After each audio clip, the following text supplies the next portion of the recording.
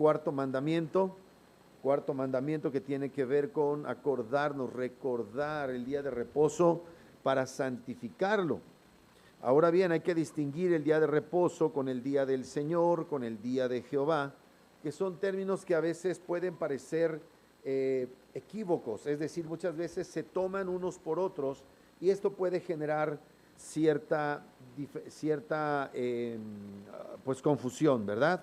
Entonces, cuando hablamos del día de reposo, nos referimos a lo que en su momento se conocía como el Shabbat, que es un día sagrado en el que debemos descansar y dedicarlo en tiempo de adoración a Dios. Este día fue instituido como una marca especial de la creación de Dios, diseñada para el bien, diseñada para el goce de sus criaturas, los hombres, y es un mandamiento que debe ser observado por su pueblo. Es un mandato que aparece desde antes de la caída. Si nosotros vamos al capítulo número 2 del libro del Génesis, y encontramos en los primeros versículos como dice así, versículo 1, 2 y 3 de Génesis 2. Fueron pues acabados los cielos y la tierra y todo el ejército de ellos. Si ustedes ponen atención al texto, se darán cuenta que en Génesis capítulo 1 se hace referencia a 6 días en las que Dios laboró, trabajó. Fueron pues acabados los cielos y la tierra y todo el ejército de ellos. Esencialmente lo que está diciendo acá es todo aquello que había de tener las condiciones para hacer habitable la tierra, vino a ser según el diseño de Dios. Y todo aquello para lo cual Dios diseñó la tierra fue poblado según lo que Dios dispuso. Porque de repente algunos presentan la idea del caos, ¿verdad? Al principio, y no era así. Cuando la Biblia dice que en el principio creó Dios los cielos y la tierra estaba desordenada y vacía, no se refiere a una creación caótica. Dios no obra así. Lo que dice es que la tierra todavía no estaba, digamos que lista para ser habitada y todavía no tenía a sus habitantes. Entonces, no es que Dios haya hecho una cosa así, ¿verdad?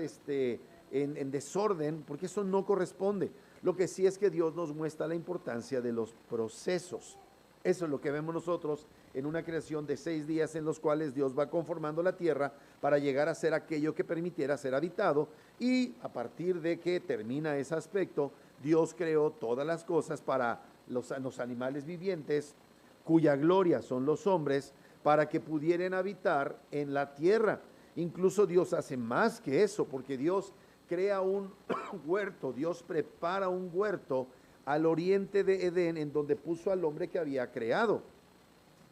Y entonces, esos 6 días es precisamente aquello a lo que se refiere las Escrituras. Ahora, Dios, amados hermanos, Dios no se cansa. Dios no es alguien que necesite recargar energías para continuar trabajando. Cuando la Biblia nos dice en el capítulo 2, fueron pues acabados los cielos y la tierra y todo el ejército de ellos, lo que está sucediendo es que Dios terminó su obra según su diseño, y acabó Dios en el séptimo día la obra que hizo. Es decir, Dios creó un séptimo día. Entonces había 6 días en los que hizo todas las cosas, pero Dios cesó su creación haciendo un día, y en ese día reposó el séptimo día de toda la obra que hizo. Ahora, cuando la Biblia aquí habla de reposó, no es en el sentido de se cansó y se sentó. No, Dios no se cansa, como dije. Dios es poder, autoridad. Dios no necesita recargar energías. Dios no necesita echar taco, como dicen los mexicanos, ¿verdad?, para tener otra vez fuerzas y continuar haciendo, sino que Dios cesó la obra que Él había dispuesto. Y cuando dice que reposó, la idea es, Él se sentó a gobernar. Dios toma la posición para que se realice todo según el diseño que Él había planteado. A Dios no le tomó por sorpresa el capítulo 3 del libro de Génesis. Todo el escenario estaba dispuesto para manifestar una gloria, algunas dimensiones de sus perfecciones que no habríamos conocido sin la caída. Entonces no es que fuera necesaria la caída, pero en un sentido la caída fue ordenada por Dios para en un sentido manifestar ciertos aspectos de sus perfecciones, de sus atributos, que no conoceríamos si no hubiera tenido lugar la caída, como su misericordia, su gracia, como todos esos aspectos de los que ahora tú y yo somos beneficiarios. Entonces acabó Dios en el séptimo día la obra que hizo, y reposó el día séptimo de toda la obra que hizo. Versículo 3, y bendijo Dios al día séptimo y lo santificó, porque en él reposó, cesó y se sentó a gobernar de toda la obra que había hecho en la creación. Entonces, a Dios jamás se le ha escapado, amados, el control y el gobierno de la tierra. Todas las cosas obedecen a su precepto, a su consejo, que cuando la Biblia habla del consejo de Dios, no habla de que se pusieron de acuerdo y pues vamos a echarle ganitas para ver si sale lo que nos pusimos de acuerdo. Con Dios no es así. Su consejo es su decreto, y su decreto se cumple. ¿Me explico? Los decretos de Dios se cumplen, no así como el de los carismáticos, que nunca se cumple, ¿verdad? Decretan, establecen y nunca se cumple. ¿Por qué? Pues son simples humanos. Y aunque traten ellos de aplicarse a sí mismos alguna serie de versículos con la pretensión de que ellos pueden decretar y cambiar circunstancias y entornos, lo cierto es que eso es puro cuento, porque no tenemos ese poder. Solo Dios tiene poder de decretar y que las cosas que Él decrete se lleven al plano. Eso lo hace todopoderoso. Eso lo hace libérrimo, como llama la Biblia. Es decir, Dios no tiene que hacer las cosas por fuerza. Dios lo hace bajo el principio de su libertad absoluta. Porque quiere, lo hace. No solamente quiere, sino que puede hacer lo que quiere hacer.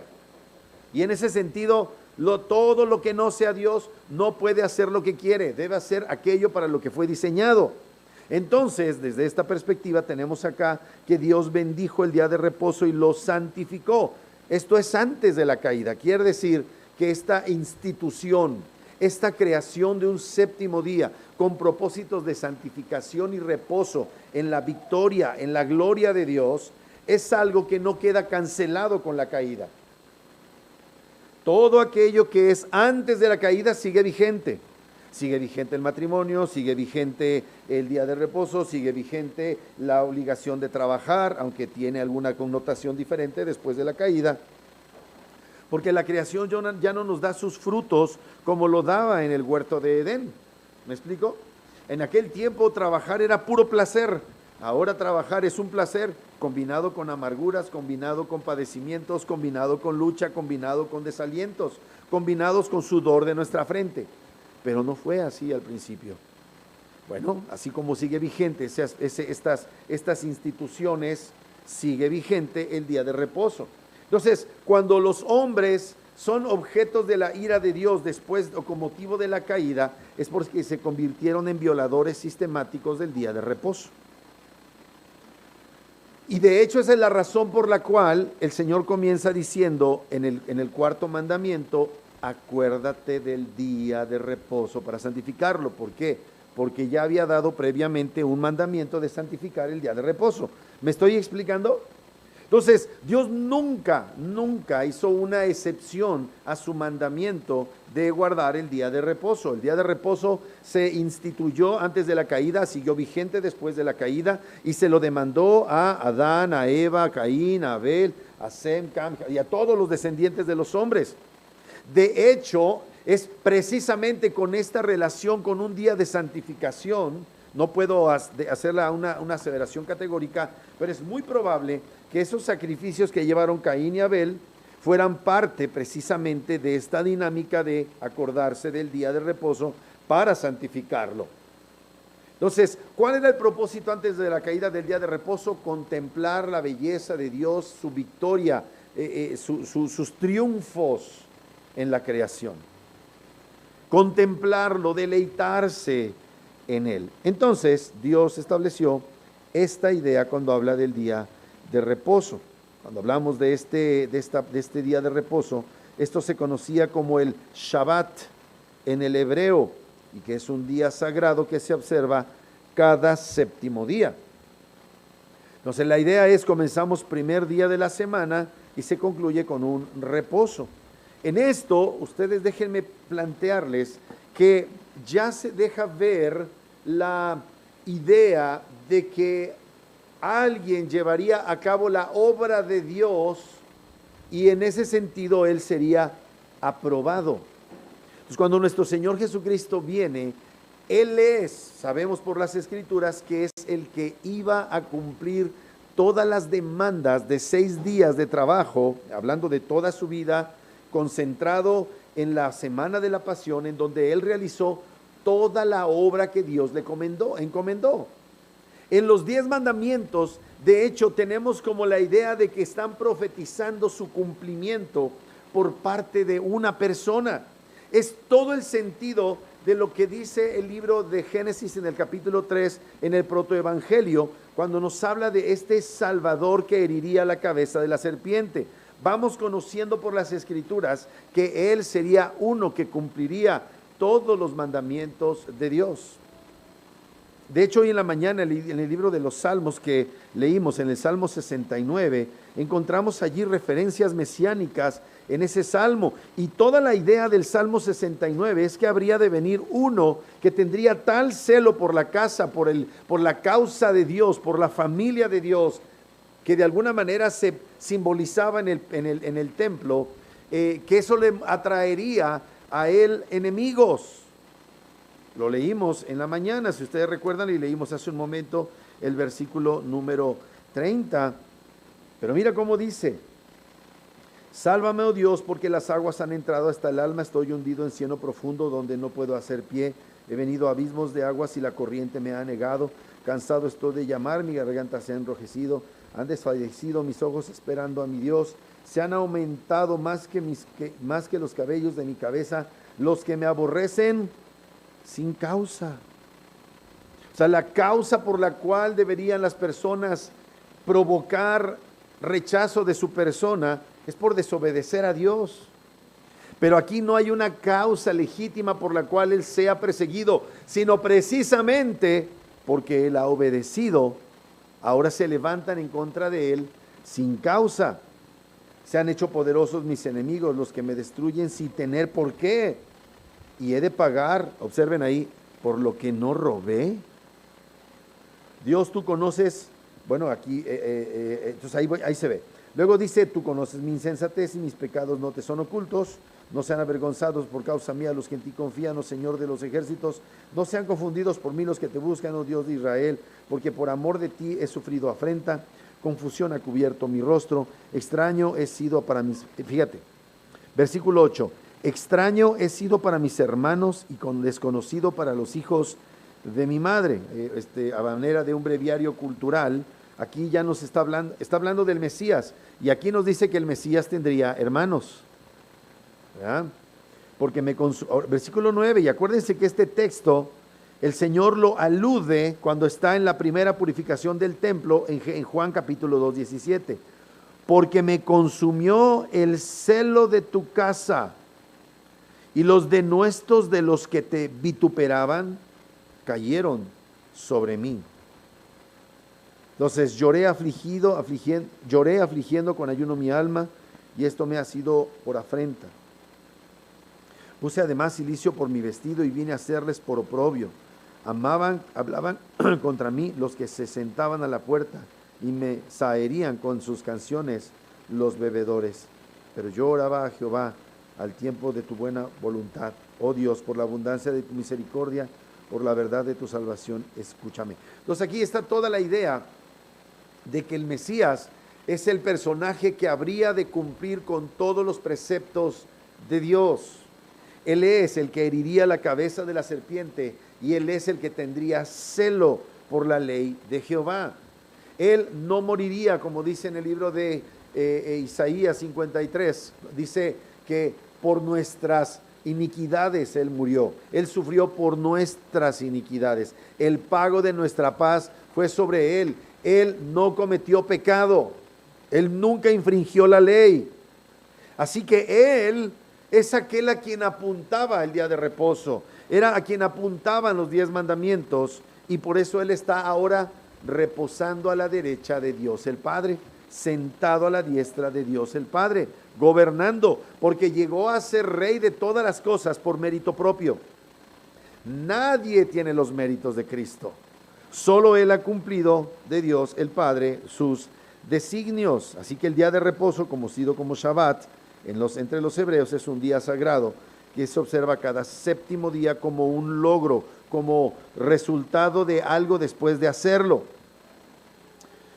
Entonces, su origen, como vimos, se encuentra en la creación y el Señor cesó de hacer la obra después de haber creado el mundo. Este es un recordatorio de la importancia de la relación entre Dios y su pueblo, y como acabamos de mencionar en Éxodo 28 al 11, lo encontramos y es ahí en donde se va a ordenar este día para nuestra devoción a Dios. Ahora, no que los otros 6 días no sean días de adoración.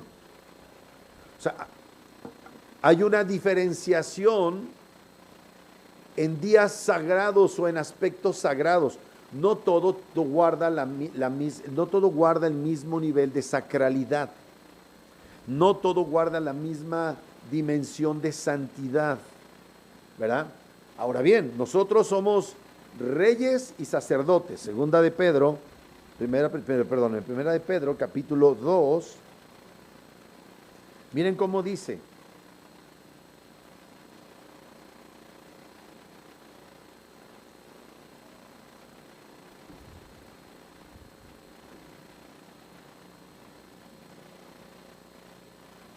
Vamos a leer el pasaje largo hasta el versículo número 10. Dice, desechando pues toda malicia, todo engaño, hipocresía, envidias y todas las detracciones, desead como niños recién nacidos la leche espiritual no adulterada, para que por ella crezcáis para salvación, si es que habéis gustado la benignidad del Señor. Acercándoos a Él, piedra viva, desechada ciertamente por los hombres, mas por Dios escogida y preciosa. O sea, la idea es, Dios aprobó a Jesús. Los hombres no aprobaron a Jesús, pero la aprobación que importa era la del Padre. Este es mi Hijo amado en el cual me complazco. Este es mi Hijo amado, a él oíd. Este es mi Hijo amado, yo he glorificado mi nombre y lo glorificaré aún más, una vez más, dice el Padre a nuestro Señor Jesucristo. Entonces Él es la piedra aprobada porque Él cumplió todos sus mandamientos. Versículo 5. Vosotros también, como piedras vivas, sed edificados como casa espiritual, pero la idea es sean edificados como sacerdocio santo. Dice, vosotros también como piedras vivas, sed edificados como casa espiritual y sacerdocio santo. O sea, somos sacerdotes para ofrecer sacrificios espirituales aceptables a Dios por medio de Jesucristo. Como creyentes somos sacerdotes, hermanos. Por eso el mandamiento es acuérdate del día de reposo para santificarlo. 6 días trabajarás y harás toda tu obra, mas el séptimo día es reposo para Jehová tu Dios. Quiere decir que no solamente adoramos a Dios el día de reposo, sino que lo adoramos los otros días de la semana. Nuestra función de sacerdotes se centra en el día de reposo, pero durante toda la semana estamos haciendo sacerdocio. Si tomásemos la analogía de lo que eran los sacerdotes de la tribu de Leví, ellos no cesaban de hacer su actividad sacerdotal el día domingo. Todos los días había ministración en el templo. Bueno, y no todas las actividades son igualmente sacras, igualmente sagradas. Y el día de reposo era el día por excelencia del oficio sacerdotal que ellos debían guardar. Bueno, es exactamente así con nosotros. Hay aspectos de nuestra vida cotidiana en donde debemos acordarnos del día de reposo, que es como el clímax, como el punto culminante de nuestra vida de fe. Muy bien. Dice entonces, vosotros también como piedras vivas, sed edificados como casa espiritual y sacerdocio santo, para ofrecer sacrificios espirituales aceptables a Dios por medio de Jesucristo. Por lo cual también contiene la Escritura. He aquí pongo en Sión la principal piedra del ángulo, escogida, preciosa, y el que creyere en él no será avergonzado. Para vosotros, pues, los que creéis, él es precioso. Pero para los que no creen, la piedra que los edificadores desecharon ha venido a ser la cabeza del ángulo y piedra de tropiezo y roca que hace caer, porque tropiezan en la palabra, siendo desobedientes, a lo cual fueron también destinados. Versículo 9, mas vosotros sois linaje escogido, real sacerdocio. Es decir, somos reyes que ministran en la presencia de Dios, reyes y sacerdotes. Eso, amados hermanos, aparece contenido cuando Dios llama al pueblo a ser un pueblo que obedezca sus mandamientos. El pueblo de Israel fue apartado también para ser reyes y sacerdotes. Y esto es muy importante que nosotros lo entendamos. Déjenme ver si lo encuentro en Deuteronomio.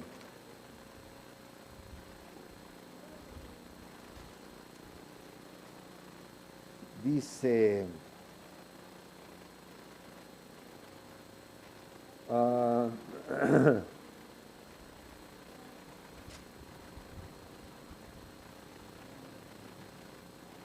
déjenme encontrarlo.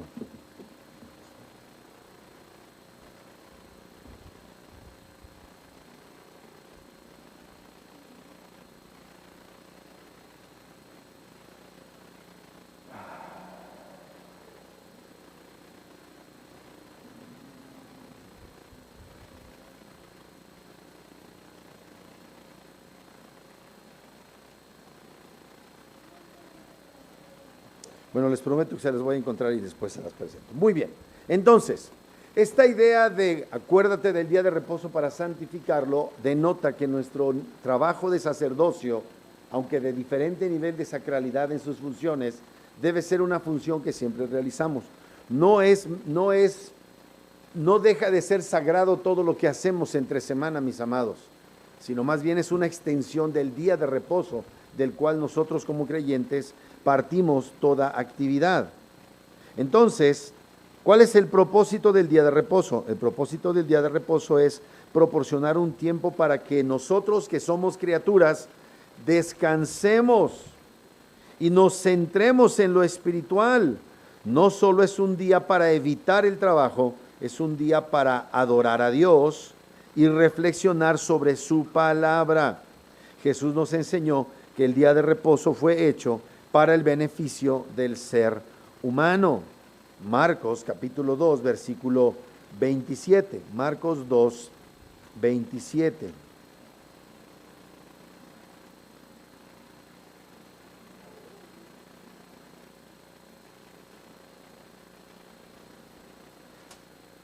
Marcos 2, 27.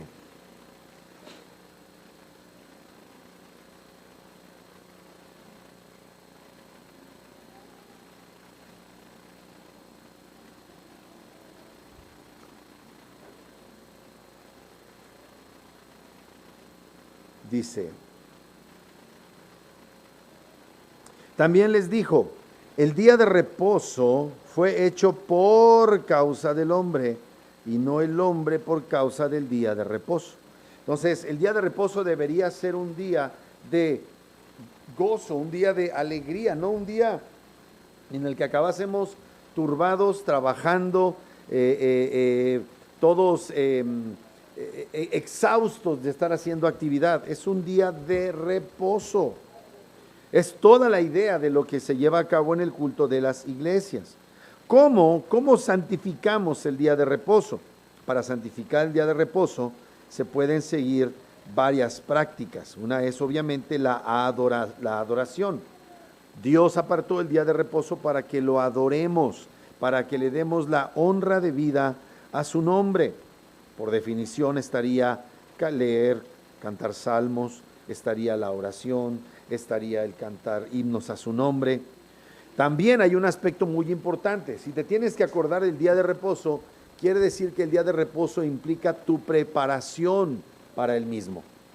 Tú no llegas al día de reposo sin haberte preparado. Tienes que estar listo para el día de reposo. Entonces, el día de reposo es un mandamiento que trae bendiciones y fortalece la relación con Dios. Es un tiempo para desconectarse de las rutinas diarias y enfocarse en lo que realmente importa.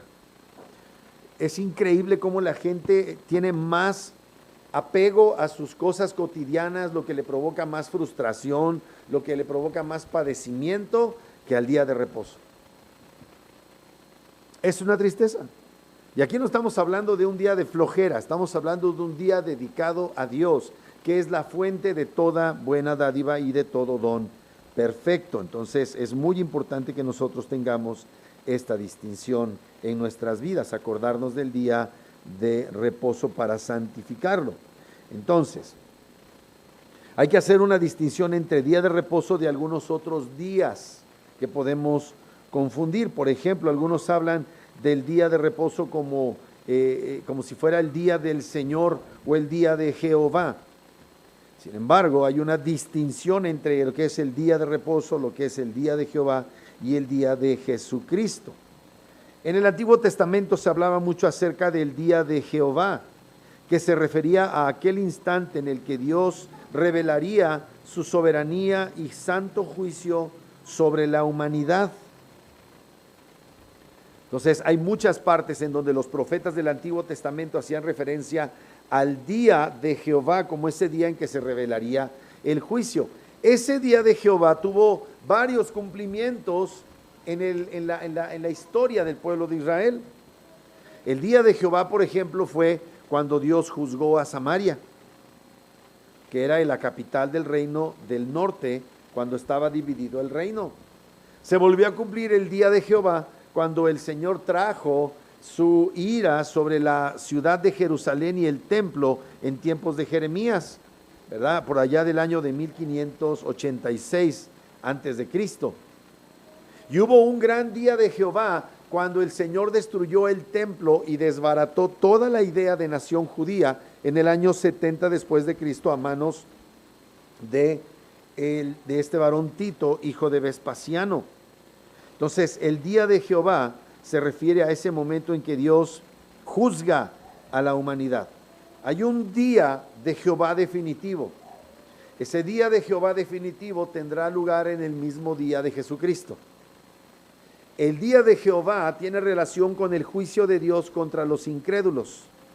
Y ese mismo día, que es el día de Jesucristo, ese tiene relación, o ese es el aspecto, es el sentido en el que en ese mismo día Cristo Jesús viene por su iglesia. ¿Me explico? Entonces hay un gran día de Jehová. ¿Qué pasaba con Juan el Bautista? Juan el Bautista le mandó a preguntar a nuestro Señor Jesucristo: ¿eres tú a quien esperamos? ¿Eres tú a quien había de venir o esperamos a otro? ¿Por qué? Porque él pensaba que cuando el Señor Jesucristo se reveló, él traería juicio sobre los incrédulos. ¿Y quiénes eran los incrédulos obvios en ese momento?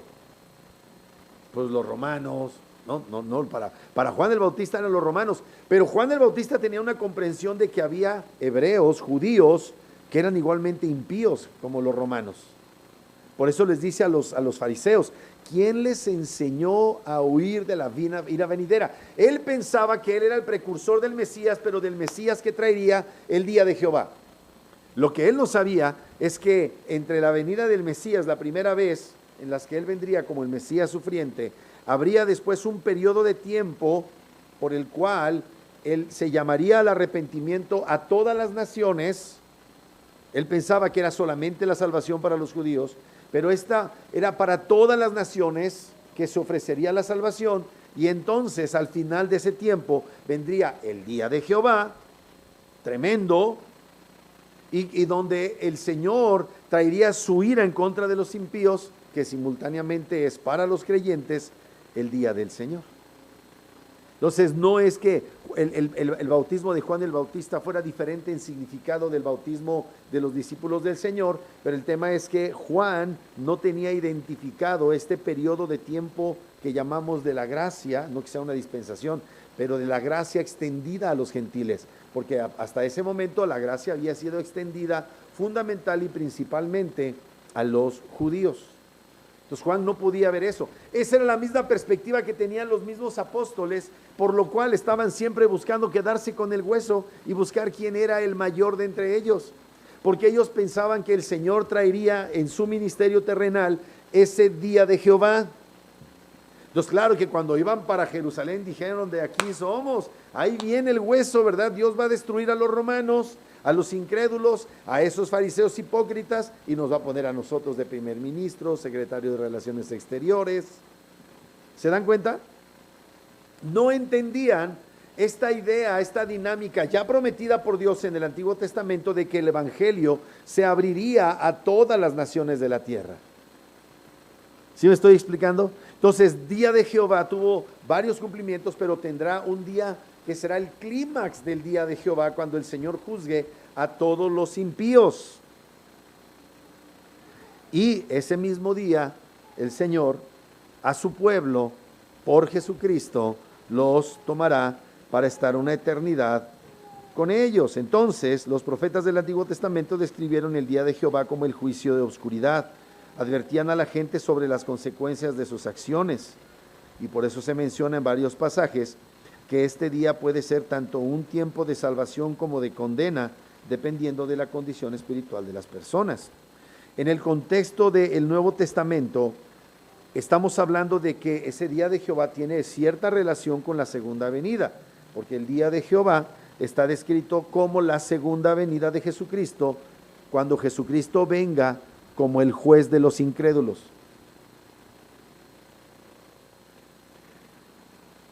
Pero el hecho de que Él venga como juez de los incrédulos significa que Él viene como aquel que viene a tomar a su iglesia y a preservarlos del juicio contra los incrédulos. ¿Me explico? ¿Y cómo se lleva a cabo eso? A través del arrebatamiento. En el día que Él viene a juzgar a los impíos, Él viene a arrebatar a su pueblo. Y mientras se está realizando la destrucción, la fundición de los elementos de este planeta, el Señor ya arrebató a los que durmieron en Cristo, ya les dio un cuerpo glorificado, y a nosotros los que hayamos quedado, en un abrir y cerrar de ojos, nos transformará en las nubes y estaremos por una eternidad con nuestro Señor Jesucristo. ¿Ya me expliqué? Esto es importante, entonces, así definirlo. En el Nuevo Testamento se utilizan diferentes expresiones para referirse a este día, como el día del juicio o el día de Jesucristo. Por ejemplo, lo leímos hace un momento en 2 de Corintios, capítulo número 1, acompáñenme. Ahí se hace referencia, como vimos, a este día de Jesucristo. Dice,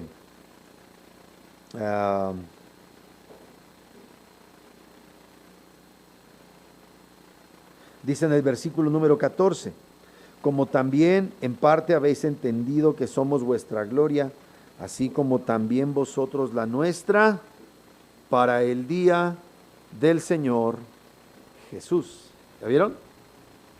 En Filipenses 1, versículo 6 también se habla de ese día. Filipenses 1, versículo 6. Dice, estando persuadido, bueno, dice el versículo número 1, doy gracias a mi Dios siempre que me acuerdo de vosotros, siempre en todas mis oraciones, rogando con gozo por todos vosotros, por vuestra comunión en el Evangelio, desde el primer día hasta ahora, estando persuadido de esto, que el que comenzó en vosotros la buena obra, la perfeccionará hasta el día de Jesucristo. Entonces hay un día de Jesucristo que es para nosotros motivo de esperanza, motivo de alegría, cuando el Señor concluirá su obra en nuestras vidas y lo veremos cara a cara para estar con Él. No será en relación con el juicio. Mira cómo lo dice Hebreos capítulo 9 también.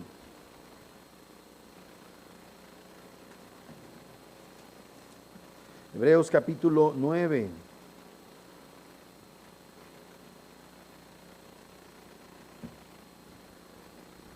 Dice así, versículo 24, Hebreos 9, 24.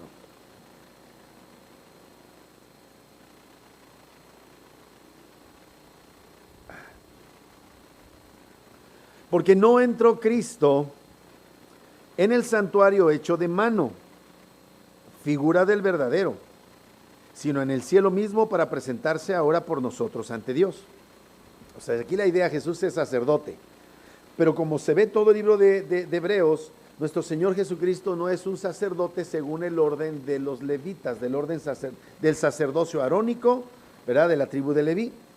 No, Él es de otra orden, Él es sacerdote según el orden de Melquisedec.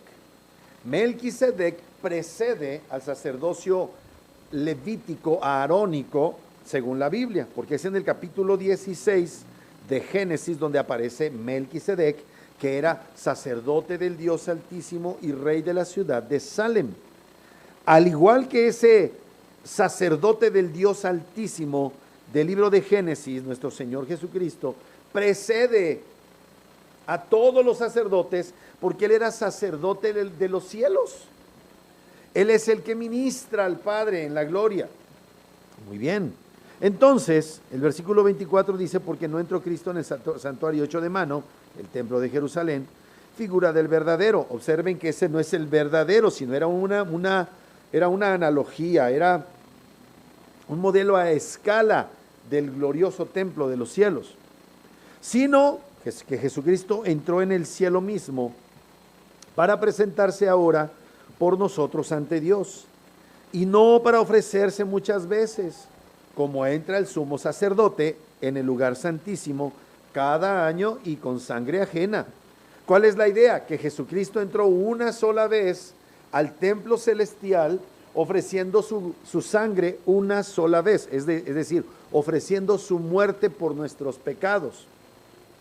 Y no cada año, sino una vez y para siempre. Versículo 26. De otra manera, le hubiera sido necesario padecer muchas veces desde el principio del mundo. Pero ahora, en la consumación de los siglos, se presentó una vez para siempre, por el sacrificio de sí mismo, para quitar de en medio el pecado. O sea, no quiere decir ahí que ya erradicó de nosotros el pecado, sino que ha anulado el poder obstaculizador del pecado en nuestra relación con Dios, ¿verdad? Él ha hecho expiación. ¿Cuál es la idea de la expiación? Que tú tienes algo aquí feo y se tapa. Por ejemplo, cuando pasa un accidente y una persona está tendida en la carpeta asfáltica por el aspecto grotesco en el que pudo haber quedado, ¿qué se hace? Se expía, se tapa, porque está feo. Y Cristo, eso es lo que hace, expía nuestros pecados, los cubre la fealdad. Todavía hay fealdad en nosotros, pero a causa de lo que Él ha hecho, a causa de su mediación entre nosotros y Dios, Dios ya no ve lo grotesco de nosotros, que es el pecado. Pero ha hecho más que eso. No solamente ha expiado, ha quitado la fealdad. Cristo ha propiciado. Ha hecho que el Padre diga, está feo, pero qué bueno que lo tapaste. No, hace que nos aprecie y nos ame, esté extasiado, esté alegre de que ahora nosotros estemos a su lado por causa de Cristo. Esa es la idea de la expiación. Entonces, por eso dice allí, de otra manera le hubiera sido necesario padecer muchas veces desde el principio del mundo, pero ahora en la consumación de los siglos se presentó una vez para siempre por el sacrificio de sí mismo para quitar de en medio el pecado. No es que erradica el pecado, es que lo quita de en medio como aquello que obstaculizaba nuestra relación con Dios. Por eso nunca podemos prescindir de la mediación de Cristo. Versículo 27. Y de la manera que está establecido para los hombres que mueran una sola vez, y después de eso el juicio, así también Cristo fue ofrecido una sola vez para llevar los pecados de muchos, y aparecerá por segunda vez, sin relación con el pecado, para salvar a los que le esperan. Cuando Cristo se aparezca en su segunda venida, si vivimos, y seguramente viviremos, porque ya sea que el Señor venga durante el transcurso de nuestra vida o muramos, Cristo vendrá en un sentido por nosotros.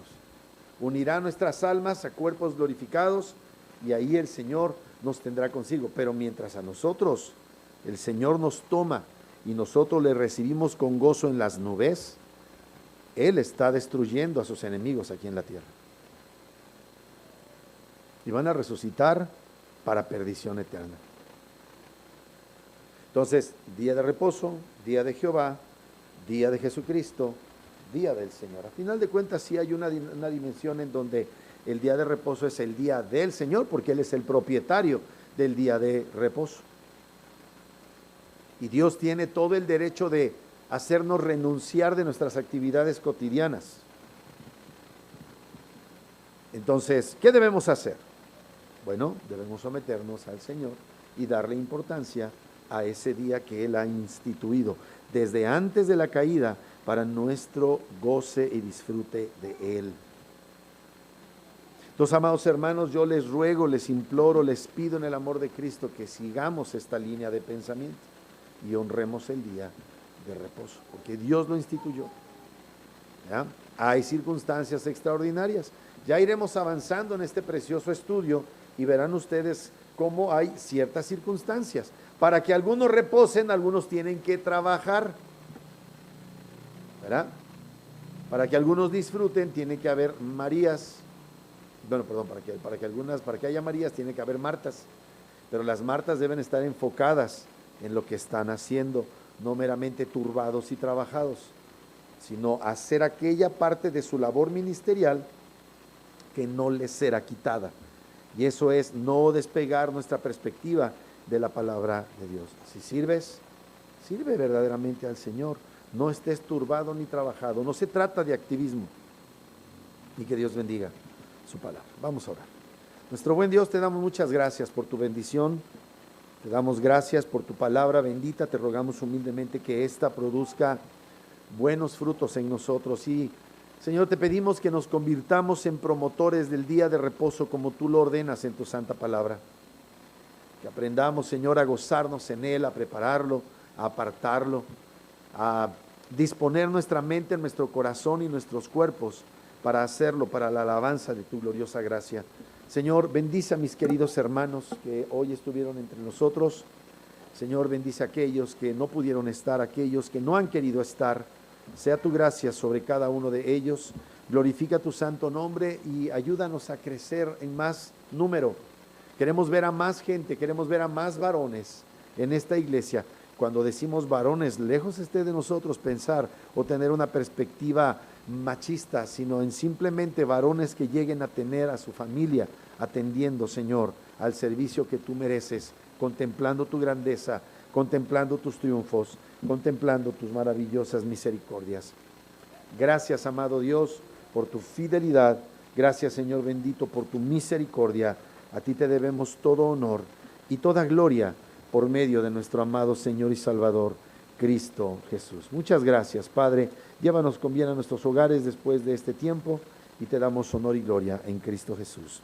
Amén. Vamos a entonar el himno.